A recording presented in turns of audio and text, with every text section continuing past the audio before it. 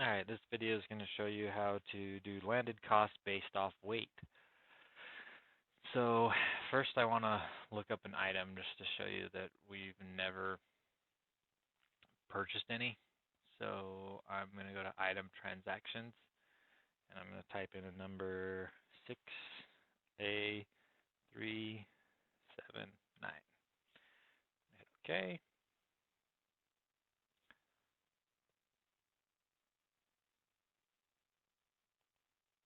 I'm not supposed to hit OK. 6A379 and search. There she is. And you can see that I did an item inquiry. I meant to do item transactions. Third time's a charm. 6A379. Okay, search. Select it. You can see that there's no history of it because we've never purchased it before. Okay, and so I'm going to go to item and look it up there too. Oops.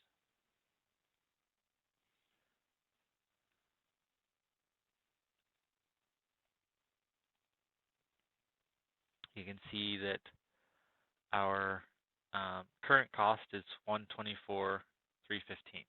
Okay, so what we're going to do is receive a shipment with freight divided by, so I'm just going to write that number down. The current cost is $124,315. Okay, now we're going to go into purchasing and we're going to receive a shipment invoice. We're going to give it a receipt number. We're going to find the vendor PENCO for it. Oops.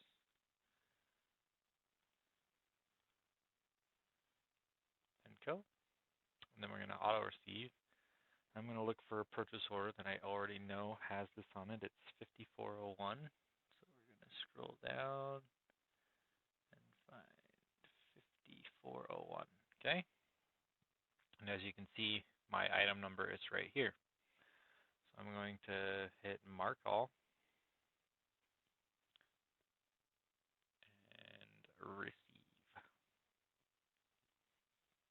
I'm doing this in the test company too, just so you guys are aware. All right, from here you can see that you can add freight and trade discount and all this other stuff, and here's all your line items. Well, what I want to add is the landed cost. So I'm going to go to landed cost, and you can set up these landed cost items. But for this particular case, I'm just going to use one that exists, probably like, say, TInsights. You would be whatever the company is that from China that we get the containers from or that bills us. You'd select that. Okay. So from there, oops.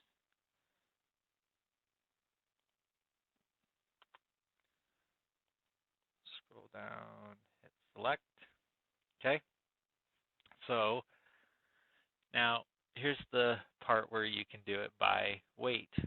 So I'm going to change this to weight, and then let's give it a value of, say, $5,000. Okay. So I'm going to hit apply. One or more line items have shipping weight of 0. The line of cost proportion by weight set to 0 for these line items. So there's a problem that the weight can't be 0, but this item hopefully doesn't have 0 weight on it. So excuse me. So now you can see we have $5,000. So the total bill was $3,000, and we're going to take this $5,000, and it's going to do a bunch of math based off the weight. So I'm going to go ahead and post this. Please enter the vendor document number. So I'm just going to call this Jason. Okay. Post. Oh, I already did it. One with my name on it. Okay. Post.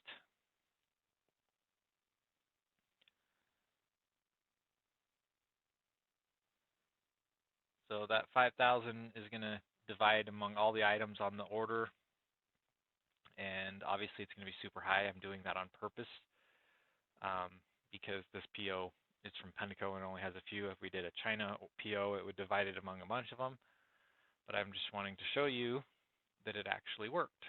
So after this all closes out, now if I go over to inventory and I open the item, 6A, boom, and we look, you can see that my current cost went to 333 from 124.13, the number that I wrote down before. And the reason is it took that 5,000 and divided it among all the items that had weight. Okay, so another thing I can look at is if I go to adjust costs, it'll show you, adjust costs will show you all the ever received, a list of all the things that were received. So I'm going to go 6A9, and you can see, I got to pick a site where it was received to, probably Atlanta. Nope. Do the other one. There it is. So you can see that I received, on that same PO, I've received 4 of them, and you can see that they were received in at 333, right? So if we go back to the item transactions and we type in 6A, this number, tab off, you can see that our actual cost was 136. So it added the difference of 136 minus the 333.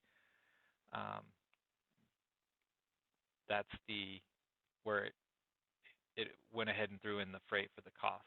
So if I open up this number, again, you can see how it's done. So that item number right here came in at 136. It took that 5,000, divided it among the quantity times the weight, and gave us the 333 number. So I'm sure there's somewhere where I could figure, or it'll display the actual distribution of the weight. So you would see the 136 times whatever, but the tool basically works that way. I'm not sure if this is what you guys are wanting, but that is how you do it by weight. Again, everything would need to have a weight before ordered for it to work properly. And that is all.